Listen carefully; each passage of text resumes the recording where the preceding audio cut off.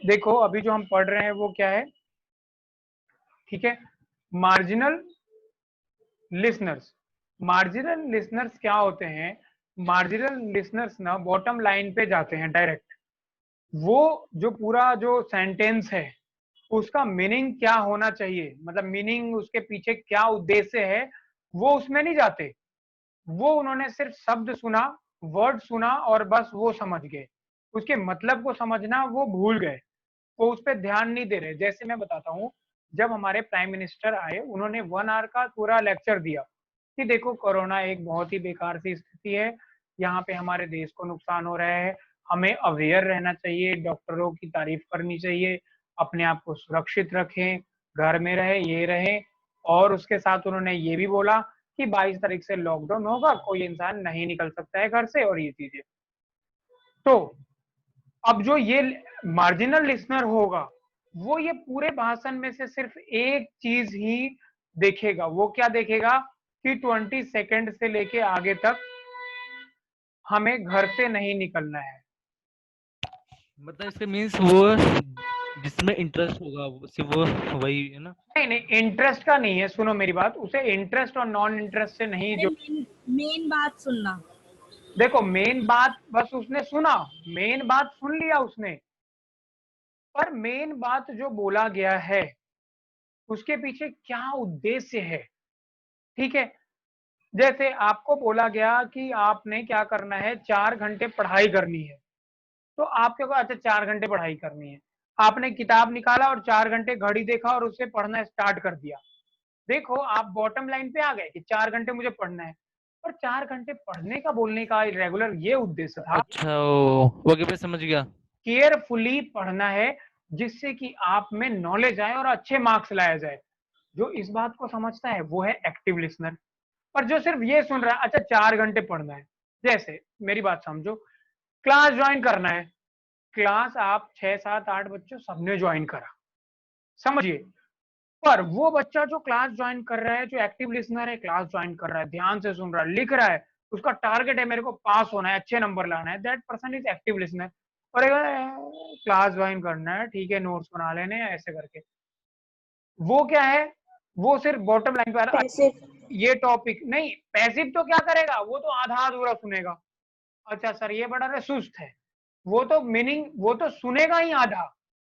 और जो marginal listener क्या है, क्लास पूरा लेगा, वो लिखेगा भी सारा, पर वो उसमें घुसेगा नहीं, वो रट्टेबाज है, समझो, उसको बोल सकते हैं रट्टू तोता। मार्जिनल लिसनर कौन है? रट्टू तोता। मास्क लगाना है, सैनिटाइज करना है, जाना है, आना है, बस। पर उसके अंदर ना वो फीलिंग्स नहीं है, वो उस लक्ष्य को नहीं समझ पा रहा है, तो वो कौन हो गया? मार्जिनल लिसनर, ठीक है, वो कौन हो गया? Marginal listener. चलिए अब आगे देखते हैं दोस्त, आखिरी बंदा है और वो है इवेलुएटिव लिसनर। देखते हैं, ये मुझे लग रहा है बहुत अच्छे तरीके का इंसान है। आपने देखा एक्टिव, पैसिव, उसके बाद देखा क्या? नॉन लिसनर, फिर मार्जिनल चौथा, और अब पांचवा देखिए, इवेलुएटिव लिसनर्स।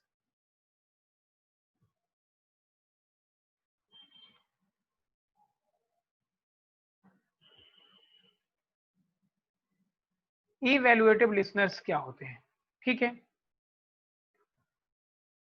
देखो जी,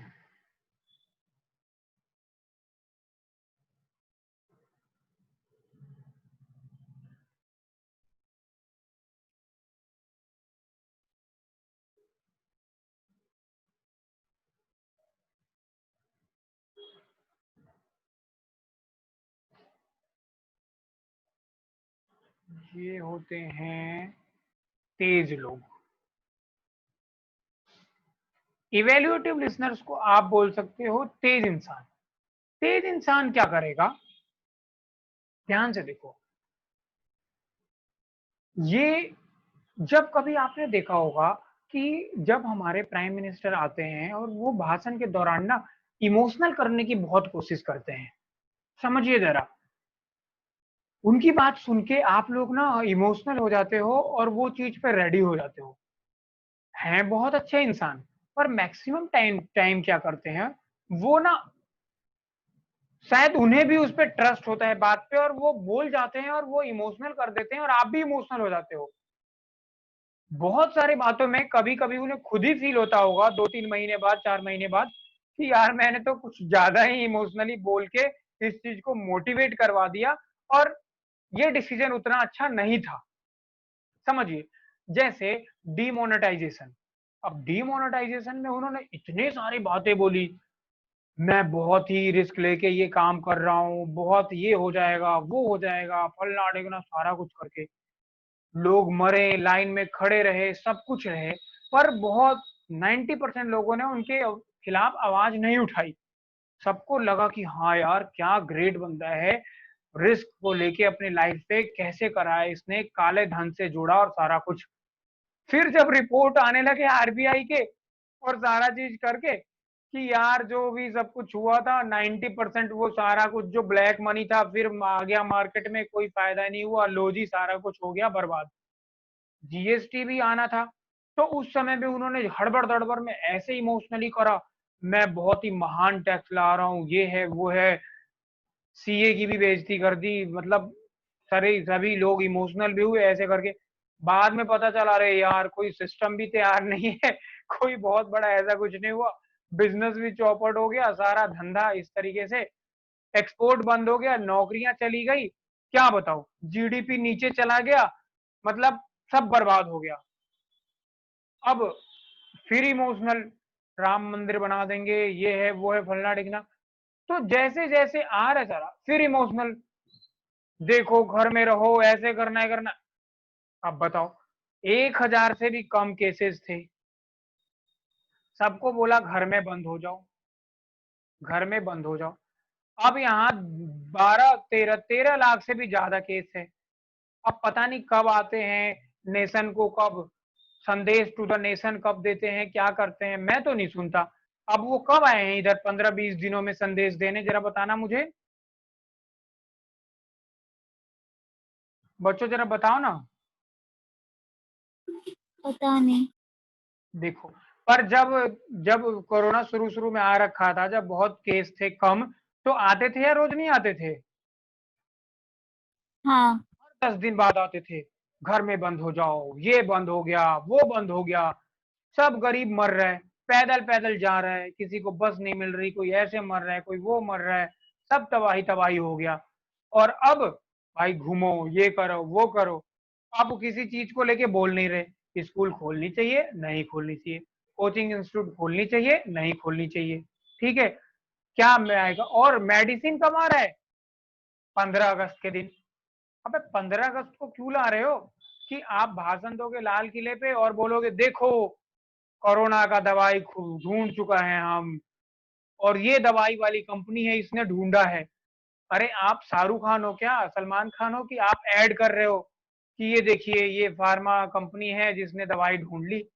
अब फार्मा कंपनी खूब करोड़ों अरबों कमाएगी, आपको भी 15 अगस्त को सर ने तो ये ढूंढा, पूरी दुनिया इमोशनल हो जाएगी, पूरा देश जय जय जय हो जाएगा।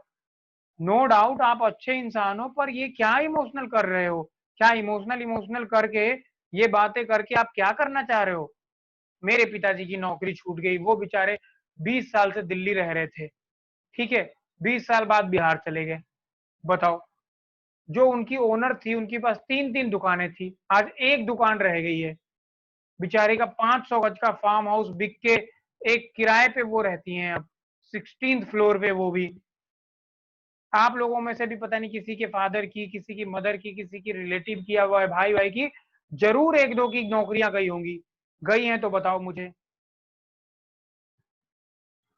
हाँ, मैंने भी हाँ देखा भैया। है। किसी के फादर की या किसी की उसकी रिजवान या किसी की अगर सैलरी बढ़ गई है, मतलब देखो, देखो महंगाई जिस हिसाब से बढ़ रही है तो 5% 7% का ग्रोथ होता है दोस्त, पर किसी को बड़ा फायदा हो गया, किसी का बिजनेस चमक उठाया, किसी का कुछ हुआ तो मुझे बता दो।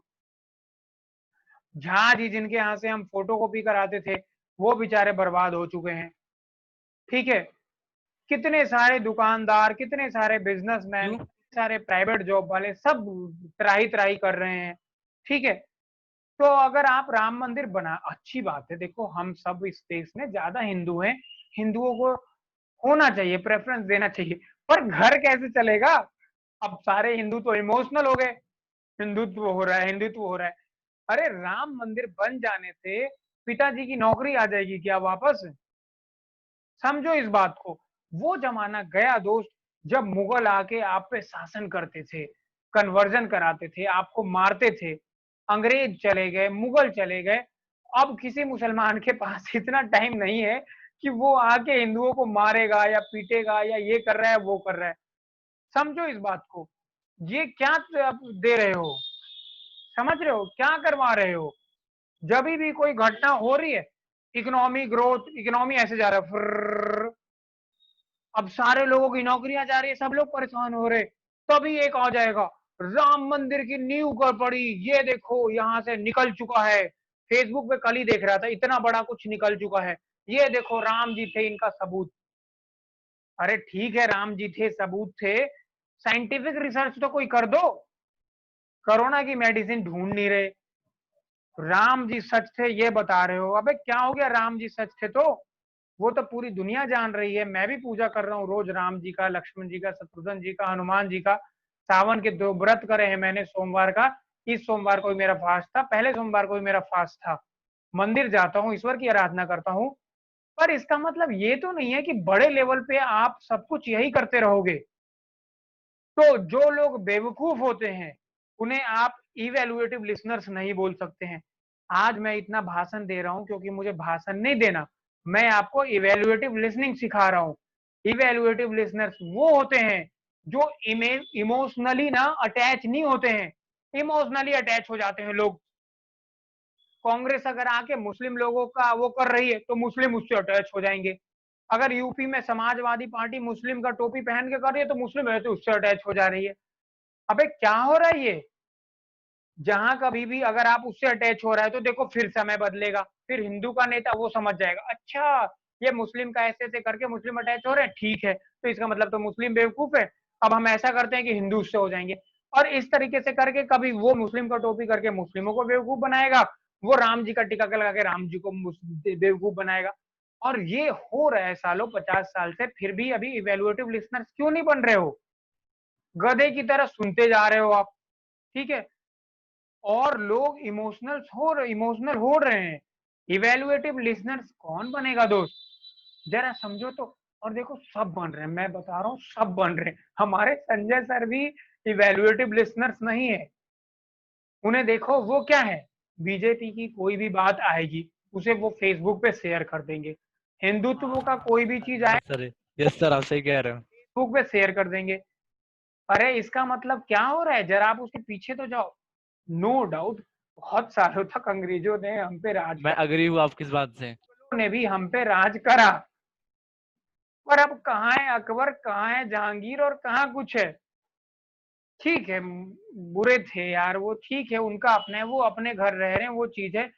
और ठीक है, उसके लिए आप कानून व्यवस्था स्ट्रांग करो। अगर कोई मुस्लिम गलत कर रहा है तो उसको जेल भेजो। कोई हिंदू अगर गलत कर रहा है तो उसको जेल भेजो। इसके लिए कानून होगी, पुलिस है, सब कुछ है। तो ये तो बेवकूफ बनाने वाली बात हो गई कि 20% जनसंख्या वाले लोग हैं, या मान लो छुपा हुआ जनसंख्या है 30% ही मुस्लिम है, वो 70% जनसंख्या को मार डालेंगे या वो कर रही है, क्या गलत बात है?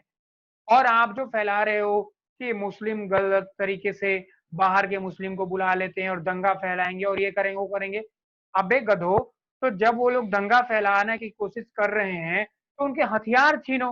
वो हथियार आ कैसे रहे हैं? दूसरे कंट्रीज से हथियार लेके कैसे आ रहे हैं?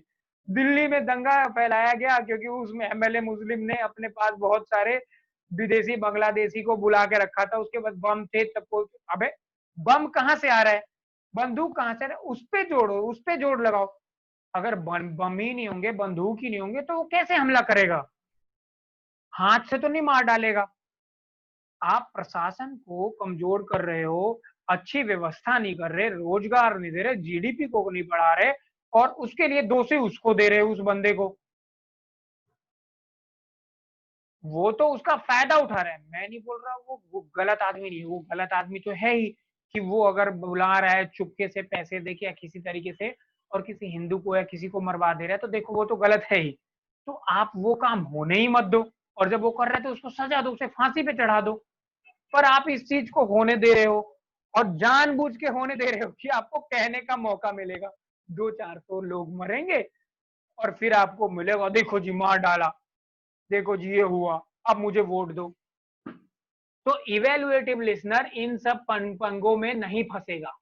समझो, मोदी जी आएंगे, बोलेंगे, वो उस बात को सोचेगा। और अब हमारे देश की जनसंख्या इवेल्युएटिव लिसनिंग हो गई, नो डाउट। जब मोदी जी ने बोला था कि सब लोगों को घर में रहना है, तो शायद वो मनमोहन सिंह जी बोलते तो लोग उतना नहीं सुनते, क्योंकि इनकी बातों में दम है, स्ट्रांगनेस है, इनकी छवि अच्छी है, इन पे लोग ट्रस्ट करता है। पर आप पे लोग ट्रस्ट करता है, आपसे लोग इमोशनली अटैच है, तो प्लीज आप उस इमोशन, उस ट्रस्ट का आप रिस्पेक्ट करो। और आप इतने बड़े जगह पे हो, तो प्लीज आप ऐसे शब्द बोलो, ऐसे डिसीजंस लो, और कुछ ऐसे एक्टिविटीज करो जिससे कि फ्यूचर में आपको लोग रिस्पेक्ट से देखें। ना कि आज से जब 4 साल बाद आपका खत्म हो जाएगा, तो फिर उसके बाद धीरे धीरे जब दूसरी पार्टी आएगी, या जब लोग समझ पाएंगे कि उन्होंने सिर्फ इमोशनली बेवकूफ बनाया, कि पिछले वाले जो लोग थे वो 30-40 साल से बेवकूफ बनाते थे, उसका उन्होंने फायदा उठा के आके खुद भी बेवकूफ बनाया। दूसरी बात, अगर वो बोले कि मुझे इसका आइडिया नहीं था, नॉलेज नहीं था, तो ऐसा नहीं होता। आपके साथ बहुत बड़े बड़े आईएएस ऑफिसर, इंटेलेक्चुअल्स और जो नॉलेजेबल पर्सन है, एक्सपर्ट्स हैं, वो बैठे हैं, वो बताएंगे। ऐसा है, कोरोना जैसा बीमारी पहले भी आ चुका है, कैसे इंफ्रास्ट्रक्चर, कैसे प्रिपरेशन करते हैं, ये सब कुछ पहले भी करा जा चुका है। ये ऐसा नहीं है, इसका लेवल ज्यादा है, पर बाढ़ पहले भी आया है, ठीक है, महामारी पहले भी फैली है, 200 साल पहले भी आया था प्लेग, ठीक है। हर 100 साल बाद ऐसी घटनाएं होती हैं, हिस्ट्री है। आपकी कंट्री में नहीं है, दूसरी कंट्रीज में भी ये हुई है, तो उससे आप लर्न कर सकते हो। तो वो चीजें करके आपको देखना है, एक्सपर्ट से पूछना, फिर लेना है।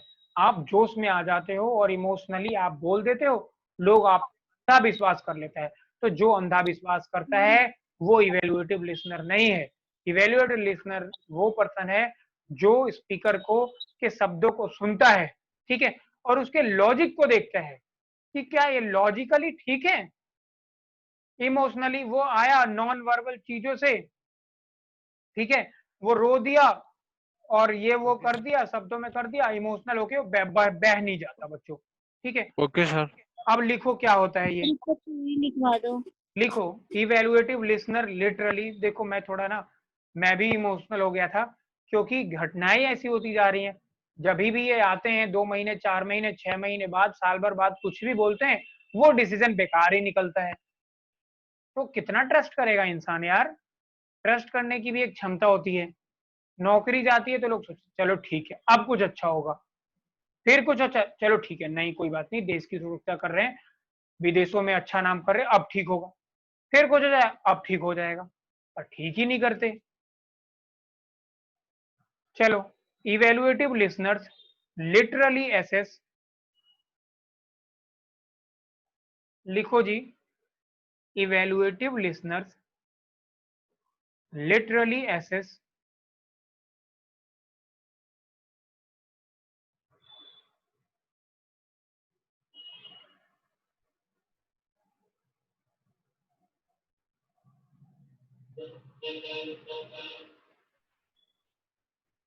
the verbal content on the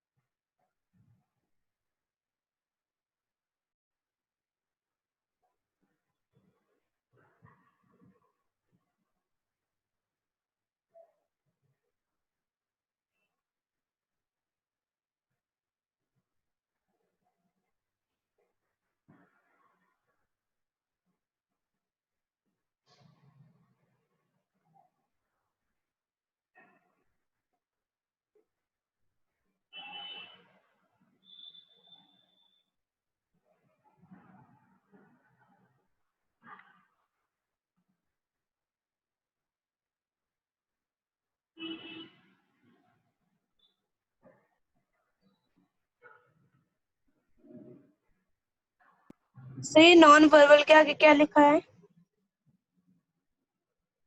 non verbal cues, CUES.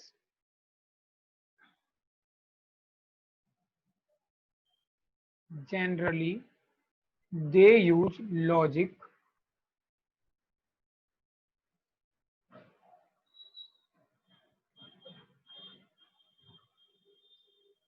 to understand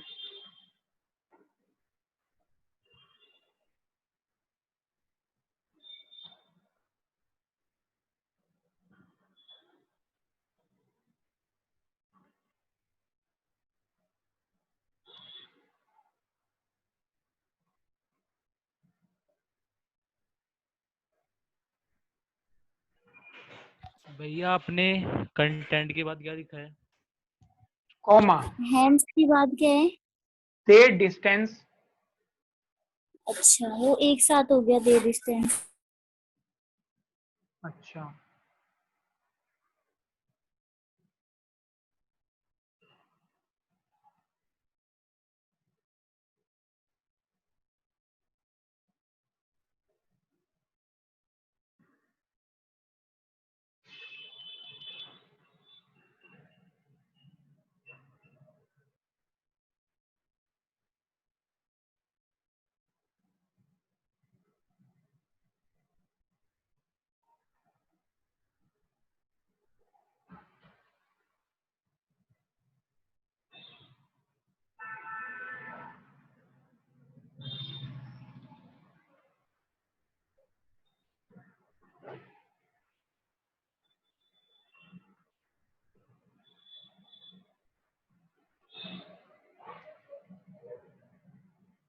अभी आ रही है मधु।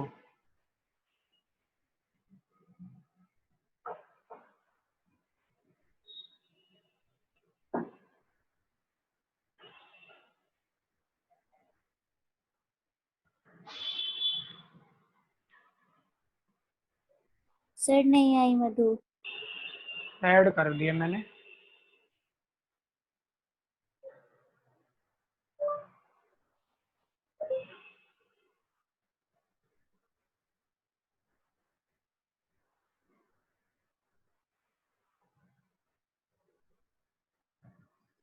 सर क्लास ओवर हो गई? नहीं,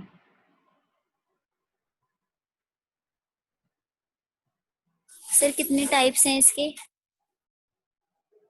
ये लास्ट है।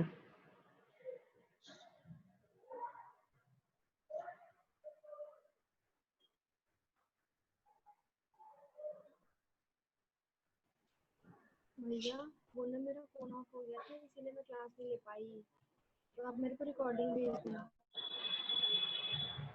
अभी ऑन हुआ है तो फिर मैंने ज्वाइन किया।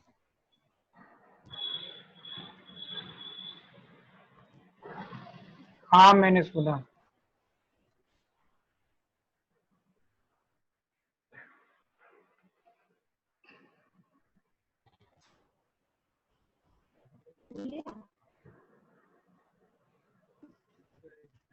सुन लिया यार, तुम्हारी बात सुन ली मैंने।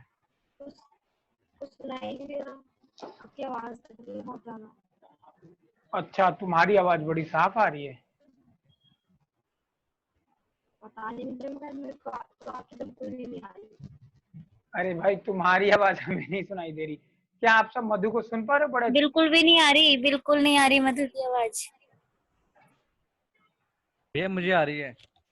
हाँ, तुम्हें तो आएगी मधु की आवाज सुनाई। वो तो नहीं बोलेगी क्यों तभी। भैया?